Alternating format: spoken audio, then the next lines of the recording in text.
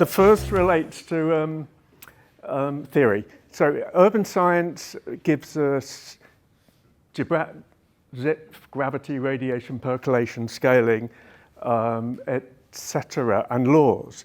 And in many ways, this relates to your second point. I know you put scaling in your first point, but in some ways, emergent behavior, particularly where the physicists come in, we're looking for single parameters that are robust across use cases, across time, etc. I think there's a huge research gap on linking that with your individual calculus behavior.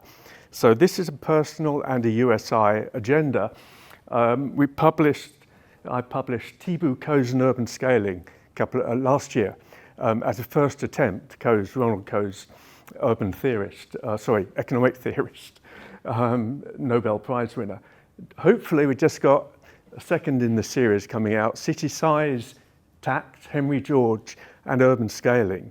And it's either going to be shot down in flames or it's going to be a new way of funding metropolitan finance that could change a lot of things.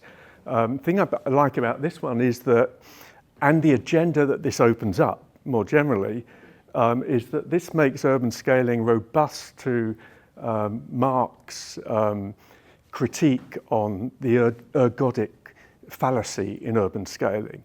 This doesn't need time series behavioral understanding in urban theory. It's simply cross-sectional to capture unearned income across the city scale so that a government can tax it and get rid of income tax.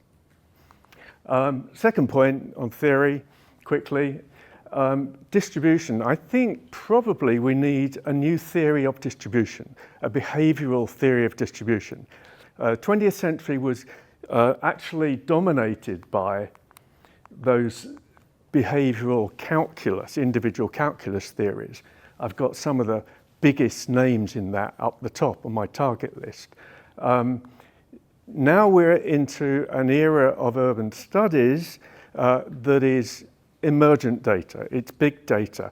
And actually, a lot of the work we do in urban science doesn't need these behavioral theories.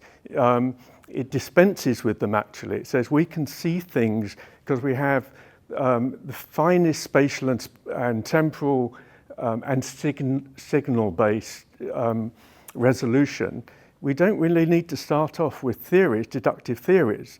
And actually where we're moving to now is a shift from behavioral theories that lead to representative individuals. And I would say representative spatial areas that's dominated geography and planning and urban sociology and urban economics for a century, to something that is different.